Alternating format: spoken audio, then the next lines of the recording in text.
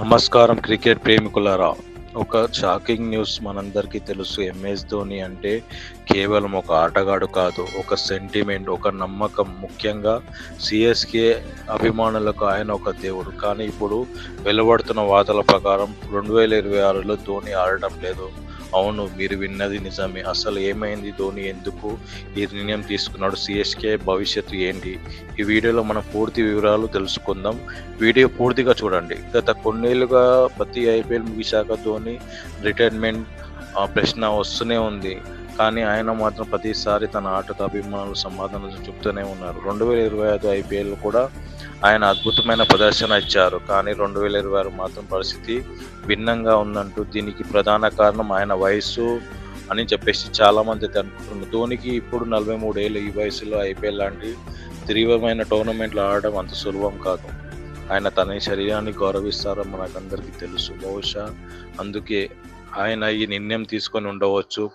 CSK టీంకి అయితే బాధాకరణం ఏంటంటే ఈ 2 వారాలు అయితే ఎంఎస్ ధోని ఆడటం లేదు. అది కూడా ఎందుకంటే కండరాల నొప్పి రావడం వల్ల మన ఎంఎస్ ధోని గారు వెళ్ళేసి హాస్పిటల్లో అడ్మిట్ కావడం అయితే జరిగింది. దానివల్ల 2 వారాలు అయితే సిఎస్కే టీంలో మన ధోనికి అయితే కనిపించారు.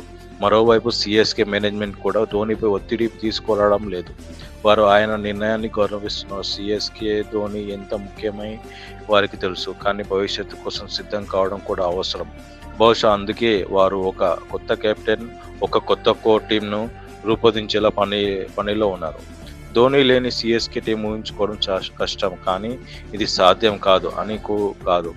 సిఎస్కేలో రుతురాజ్ గైక్వాడ్, శివన్ దుబే తర్వాత చాలా పెద్ద పెద్ద ప్లేయర్ అయితే ఉన్నారు, ఆటగాళ్ళు ఉన్నారు. వారి ధోని లేని లోటును పూడ్చగలరా అనేది ఒక పెద్ద ప్రశ్న. ఇది సిఎస్కేలో ఒక సవాల్ మాత్రమే.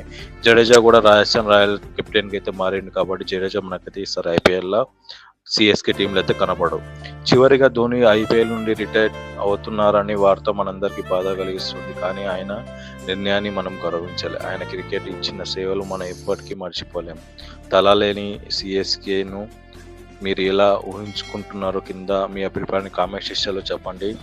ఇలాంటి మరిన్ని ఆసక్తికరమైన వీడియోస్ కొరకు మా క్రికెట్ వార్తల కోసం మన ఛానల్ని వెంబడే సబ్స్క్రైబ్ చేసుకోండి. మరి మీరు ఏమనుకుంటారో కింద కామెంట్ సెక్షన్లో ఖచ్చితంగా కామెంట్ చేయండి ఎంఎస్డి అని.